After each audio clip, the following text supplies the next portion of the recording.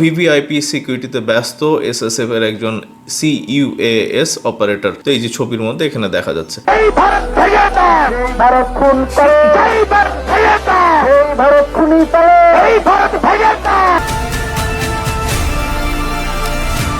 মানে দেখার মতো একটা অনুষ্ঠান ছিল আর কি।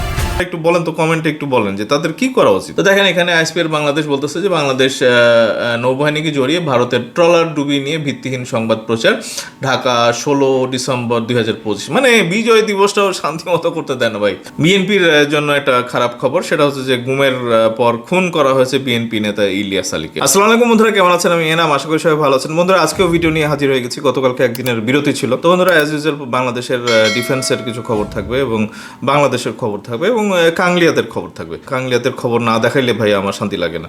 তো আশা করবো যে ভিডিওটা শেষ পর্যন্ত থাকবেন এবং প্রচুর লাইক করবেন। তারা ডিসলাইক করে ভিডিওর রিচ ডাউন করে দেয় এবং চ্যানেলের রিচ কমায় দেয় আর কি। তো আমার মনে হয় যে যারা বাংলাদেশের স্বাধীনতা সার্বভৌমত্বের পক্ষের শক্তি আর কি, বাংলাদেশের দালাল যারা, প্রচুর লাইক করবেন এবং প্রচুর শেয়ার করে দেবেন বন্ধুরা।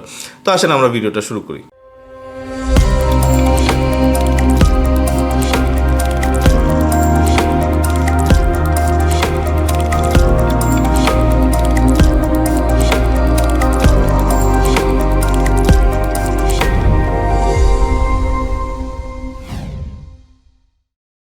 তো বন্ধুরা প্রথমেই বাংলাদেশ ডিফেন্সের একটা খবর আপডেট আপনাদেরকে দিই। ডিফেন্স রিসার্চ ফোরাম ডিআরএফ 800 ঘন্টা আগে তারা একটা খবর দিয়েছে যে বাংলাদেশ নৌবাহিনীর স্পেশাল ফোর্স ইউনিট শীঘ্রই ড্রোন জ্যামার সিস্টেম পাচ্ছে।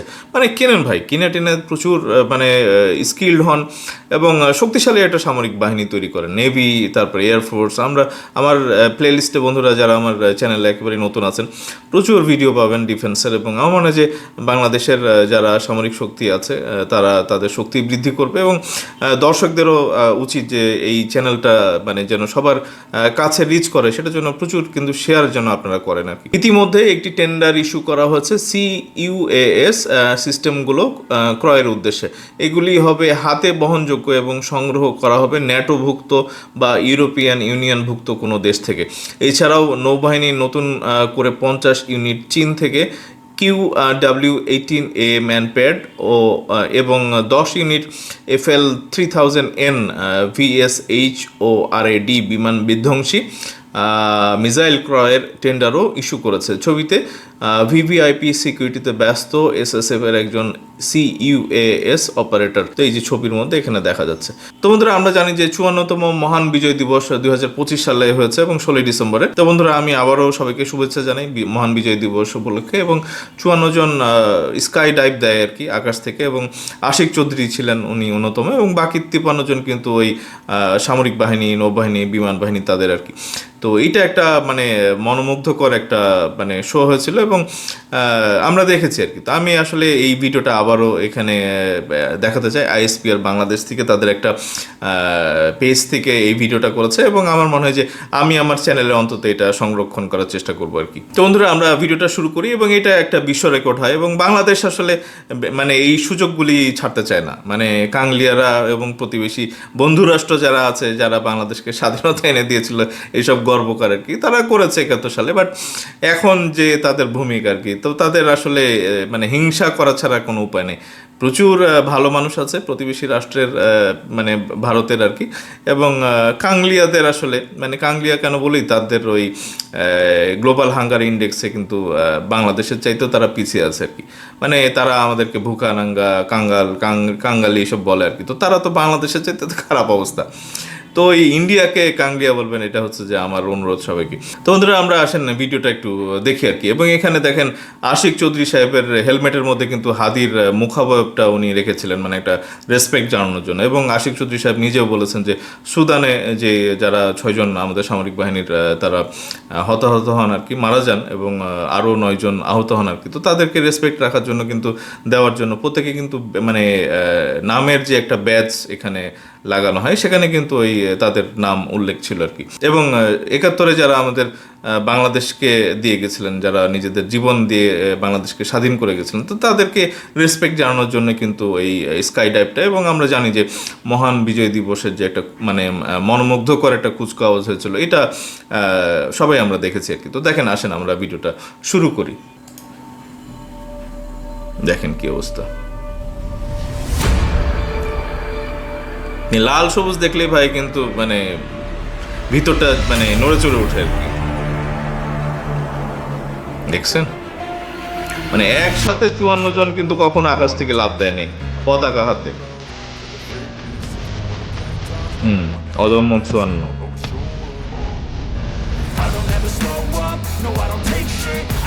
জন প্যারাটুপার 54টি জাতীয় পতাকা, 54তম বিজয় দিবস।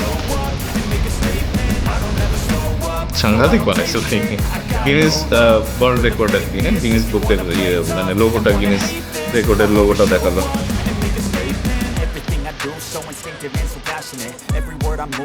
সারা পৃথিবী দেখছে ভাই।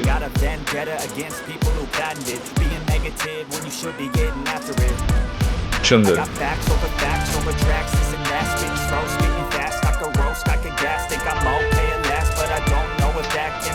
মানে দেখার মতো একটা মানে অনুষ্ঠান ছিল আর কি। বিজয় দিবস প্যারা জাম্প 16ই ডিসেম্বর প্যারেড স্কোয়ার।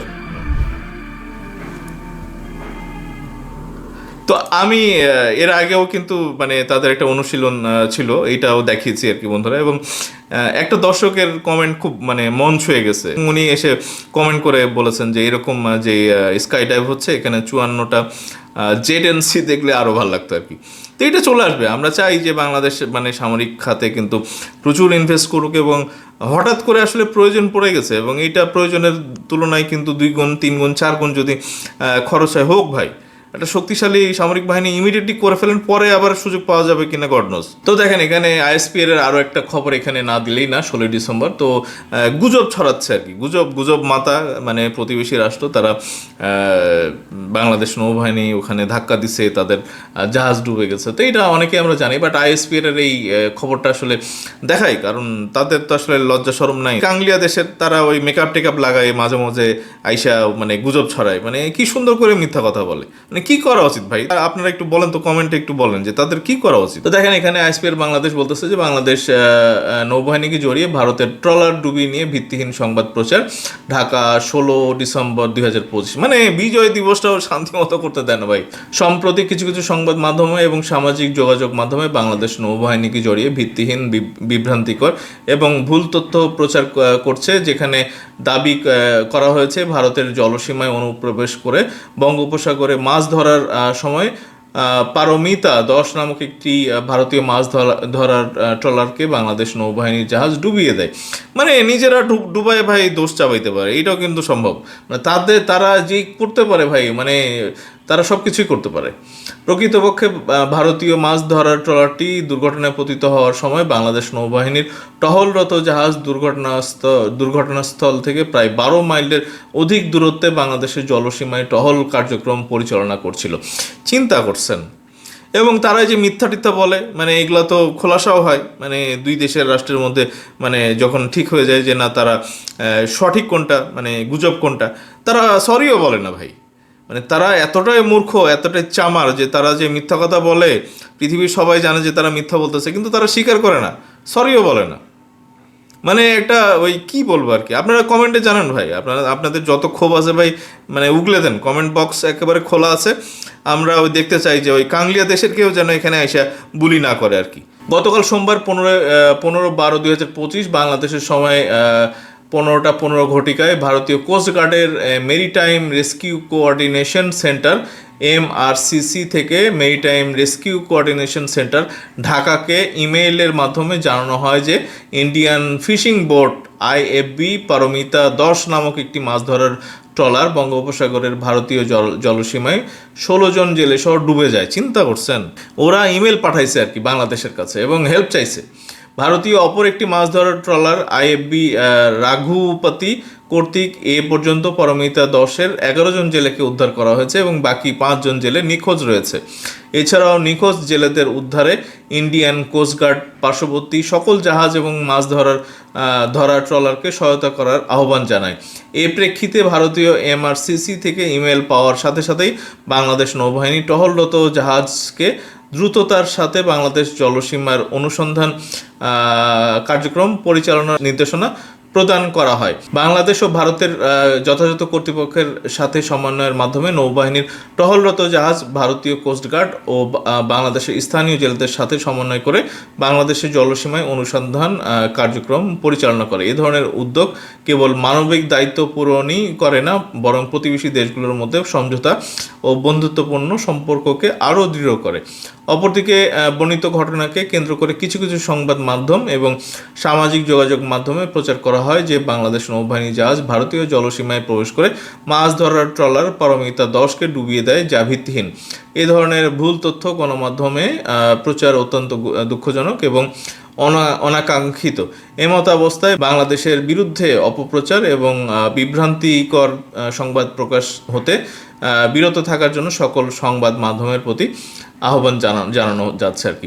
তো এইটা ওই তাদের মেইন স্ট্রিম নিউজগুলো এইসব জিনিস প্রচার করে এবং দেখেন এখানে ফেক নিউজের ছড়াছড়ি আর কি। এবং তারা ওই এআই দিয়ে মানে ভিডিও বানায়, কিন্তু তারা তাদের ওই মেইন স্ট্রিম যে চ্যানেলগুলো, বিশেষ করে ওই পশ্চিমবঙ্গের যে গদি মিডিয়া যেগুলো আছে, তারা প্রচার করতেছে ভাই। দেখছেন, এগুলি সব ফেক নিউজ, চিন্তা করা যায়।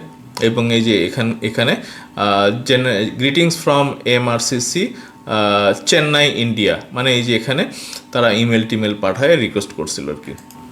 বন্ধুরা, আমি রাজনৈতিক দল জামাত এবং শিবিরের উদ্দেশ্যে একটা কথা বলি। মানে আপনাদের তো এখানে ভক্ত শ্রেণী প্রচুর আর কি, নেতা তারপরে সমর্থক প্রচুর আছেন আর কি। আমি ওই ডাকসু নির্বাচনে কিন্তু শিবিরের প্রশংসা করেছি আর কি ভাই। বাংলাদেশি নাগরিক হিসাবে সব দলের প্রশংসা করব এবং যাদের ঘাটতি আছে এইসব নিয়ে কথা বলতে পারতে হবে। মানে কথা বললেই ভাই হাইব্রিড বিএনপি টিএনপি এগুলি বানায় দেন ভাই, এগুলো দুঃখজনক।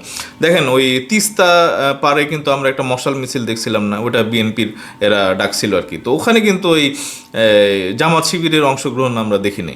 পরবর্তীতে অবশ্য ঢাকা ইউনিভার্সিটি এবং অন্যান্য ইউনিভার্সিটিতে বিক্ষিপ্তভাবে মিছিল টিছিল করে, কিন্তু এখন ওই হাদিকে নিয়ে আবার কি করছে তারা, ওই হাই কমিশন ঘেরাও করতে গেছে। তো এইটা মানে ওই সময় কেন পাইনি আমরা? হ্যাঁ, আমাদের কথা হলো যে ন্যাশনাল ইস্যু যখন হবে তখন তো জামাত শিবির বিএনপি সবাই এক হয়ে কিন্তু রাস্তায় নামলেই না বাংলাদেশ আমরা দেখি আর কি। বাংলাদেশের ইস্যুতে ভাই চুপ থাকবেন, আবার প্রয়োজনে হাদিরকে নিয়ে ওই হাই কমিশনের ইট পাটকেল সব খুলে ফেলবেন। এবং জামাতে ইসলামের মানে ফ্রন্ট যারা লিডার আছেন তারা কিন্তু সব পিছে, শিবির আগায় আর কি। মানে তারা প্রয়োজনে চুপ থাকে, পিছে থাকে, শিবিরকে আগায় দেয়। আবার মাঝে মাঝে জামাতও থাকে না, শিবিরও থাকে না। ভাই এটা আপনারা একটু খোলাসা করেন আর কি। মানে কোন ধরনের ভারত বিরোধিতায় আপনারা স্বাচ্ছন্দ্য বোধ করেন এটা আমরা জানতে চাই। আমাদের তো আমরা মানে দেখছি যে মানে বিএনপির প্রতিষ্ঠাতা ওই 1965 সালে ভারতের এগেনস্টে যুদ্ধ করে উনি ভারতের মানে রোশানলে পড়েছিলেন। এবং এখন পর্যন্ত আমরা যতটুকু জানি যে ভারতীয়রা বিএনপিকে পছন্দ করে না। ওই শহীদ জিয়ার যে 1965 সালে যে অ্যাওয়ার্ড পাওয়া পাকিস্তানের কাছ থেকে, এবং পাকিস্তানের হয়ে যে শত শত ট্যাঙ্ক তাদের রাতের আধারে উড়িয়ে দেওয়া, এগুলি তো ইস্ট বেঙ্গল রেজিমেন্টের হয়ে উনি ফাইট করেছিলেন ওই 1965 সালে ভারতের এগেনস্টে। তো এরকম তো ভাই বাংলাদেশে কাউকে আপনারা দেখাইতে পারবেন না। এবং ওই সেই শহীদ জিয়ার রক্ত তো বিএনপির ওই যে আজকে যে জয়েন করছে তার রক্তের মধ্যেও আছে আর কি। গাদ্দার থাকবে ভাই, গাদ্দার তো থাকবে, চিরকাল গাদ্দার থাকবে।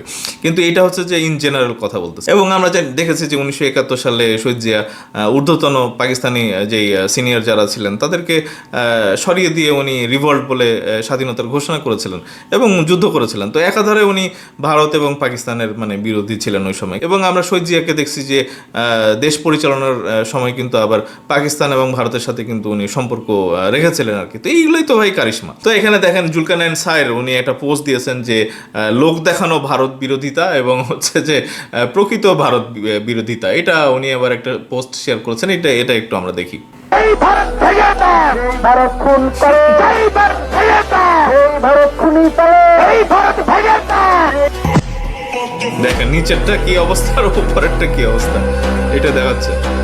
নিচেরটা হচ্ছে যে তিস্তা পারে ওই যে মশাল মিছিল আর কি, বিএনপির ভারত বিরোধিতা একটা তিস্তা পারে যে মানে লাখো লাখো মানুষ ওখানে ভারতের মিছিল করেছিল। খুনি পালে এই এইটা তো জেনুইন কেস, এইটা জেনুইন কেস। এবং যেই খুনি পালে এগুলো তো আসলে যুদ্ধ করে পারবেন না। আপনাদের তাদের ওই রয়ের ফিলোসফি, তারা নিজেরাই বলে যে বাংলাদেশকে তারা কোনোভাবেই আক্রমণ করার পক্ষে না আর কি। প্রচুর খরচ, এটা যুদ্ধ পরিচালনার মানে মানে অর্থনীতি ধ্বংস হয়ে যায়। এবং এটা তো আমরা ওই রাশিয়ার মানে বেলাতে দেখতেছি, ইউক্রেন রাশিয়ার যুদ্ধে দেখতেছি না, মানে তারা একটা যুদ্ধ এফোর্ড করতে পারবে না লং রানে আর কি। এবং বাংলাদেশের সাথে যদি তারা যুদ্ধ চিন্তা করে, এটা ভাই 2-1 মাসে শেষ হওয়ার কথা না আর কি, এটা অনেক বছর ধরে চলবে। তো এইটা কেন এফোর্ড করবে? তারা যেটা করবে ওই কনস্পাইরেসি থিওরি আর কি, চাণক্য নীতি তারা অনুসরণ করবে। এবং আপনারা এগুলি করেন না ভাই, আপনারা ওই পাকিস্তানের আইএসআই আপনাদের লোকজন আছে, তো আপনারা এটাই করেন। ভারতে যদি ডিস্টার্ব করতে চান, পাকিস্তানকে সাপোর্ট করেন। তারা তো পাকিস্তানিরাও কিন্তু ওই হানি ট্র্যাপে এগুলিতে তারা কিন্তু মাহির। তো এইগুলি করেন, ভারতের ভিতরে ঢুকে যান, ওখানে কি বলে ইসকন, ওই ইলিয়াস হোসেনকে বলেন যে ইসকনের নেতা সাইজা ওখানে ধর্ম প্রচারের জন্য ভারতে যাক। মানে ভারতকে যদি এতই হিংসা করেন, ওভাবে করেন, যুদ্ধ করে ভারতকে ডিস্টার্ব করার কি আছে? অন্য তরিকা আছে না?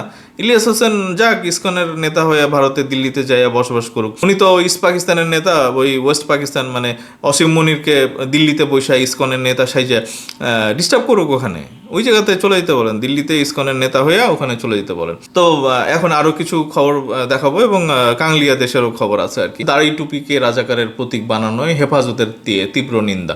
তো আপনারা ওই এগুলি করেন না। 71-এ ওই গোলাম আজম বাংলাদেশের স্বীকৃত মানে পাকিস্তানের বন্ধু ছিল আর কি। তো ওনারও তো দাড়ি টুপি ছিল। এখন ওই রাজাকারকে ওখানে গোলাম আজমকে স্যান্ডেল মারছে ঢাকা ইউনিভার্সিটির মধ্যে, তো তাদের আবার লাগে আর কি। তো দাড়ি টুপি থাকলে তারা ওই রাজাকার হিসাবে পিটাবে না? একটা দল তো এগুলি করে অভ্যস্ত ভাই।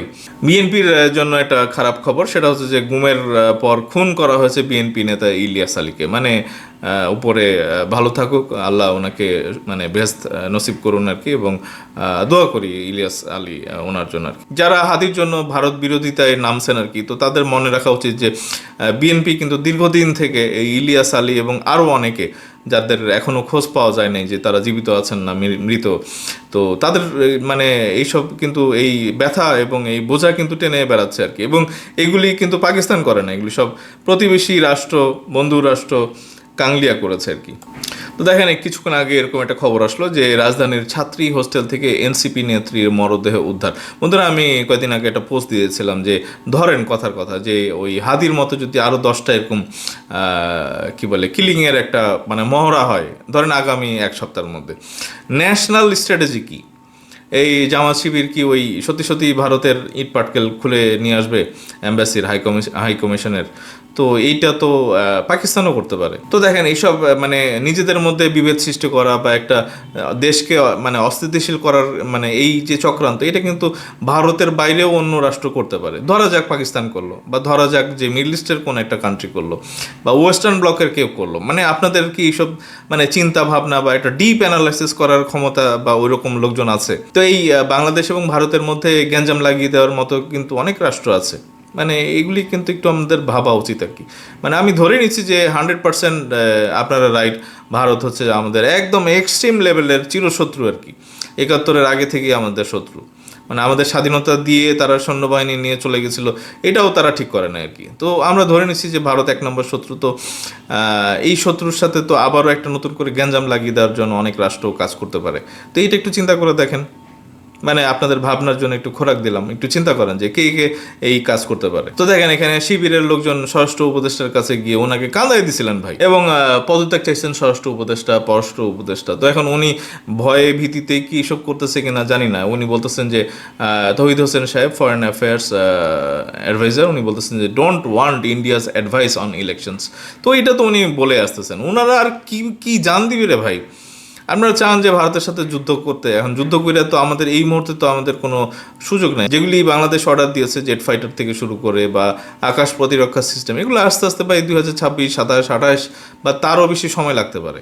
তো এই পর্যন্ত ভাই চুপচাপ থাকেন না ভাই, জিনিসপত্র চলে আসুক তারপরে তখন যুদ্ধ করেন আপনারা। তো দেখেন এখানে ভারতের হাই কমিশনারকে লাথি মারার মানে নিদান এই G24 তারাও কিন্তু এইসব খবর প্রচার করতেছে এবং হাসনাত আবদুল্লাহকে দেখাচ্ছে আর কি। তো ভাই একটু সাবধানে থাকো এবং ফাঁদে পা দিও না আর কি। এবং এই হাদির মতো মানে ঘটনা ঘটতে পারে, আরও ঘটতে পারে। এখন এইটা শুধু ভারত করবে না ভারতের এজেন্ট আওয়ামী লীগ করবে বা অন্য পক্ষ কইরা তোমাদের মাঝখানে আরও গ্যাঞ্জাম লাগাই দিবে, এইগুলি কিন্তু আসলে ভাবার দরকার। এবং উস্কানি আমরা না দিই এবং বিশেষ করে ইউটিউবারদের কথাতে নাইচেন না ভাই। হ্যাঁ, এইটা তারা কিন্তু ওই দুই পক্ষেরই এজেন্ট হিসাবে কাজ করতেছে। একটা ISI আছে এখন নতুন করে, আমাদের একটা আতঙ্কের বিষয়। আর একটা হচ্ছে যে র এমনও কিছু আছে যে তারা হয়তো দুই পক্ষের কাছ থেকে টাকা পয়সা খাইয়া বাংলাদেশকে একেবারে নাচনের উপরে রাখছে আর কি। তো এরকম হইতে পারে না। তো বাংলাদেশের নাগরিক বিশেষ করে রাজনৈতিক নেতা যারা আছেন, তো আপনাদেরকে মনে করতে হবে যে দুইটাই এখন কিন্তু দুইটা পক্ষ আছে, তারা বাংলাদেশকে অস্থিতিশীল করার জন্য উঠে পড়ে লাগছে। এবং এইটা আপনাদেরকে মানে ঠিক করে নিতে হবে যে আপনারা কোন পক্ষে যাবেন। আপনাদের আসলে ঠিক করতে হবে যে ওদের হয়ে আপনারা নাচবেন নাকি বাংলাদেশের হয়ে ওদেরকে ঠেকাবেন আর কি। তো এটা আপনাদের সিদ্ধান্ত এবং আমরা আপনাদেরকে ধরাই দিতে পারি, এইটুকুই আমাদের কাজ।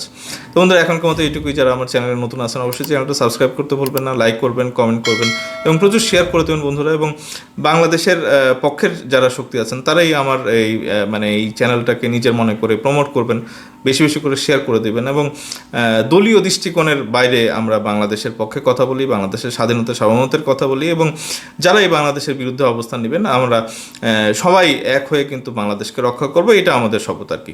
তো বন্ধুরা এখনকার মতো এইটুকুই। খুব তাড়াতাড়ি ফিরবো, সাথেই থাকেন। ধন্যবাদ সবাইকে। আসসালামু আলাইকুম।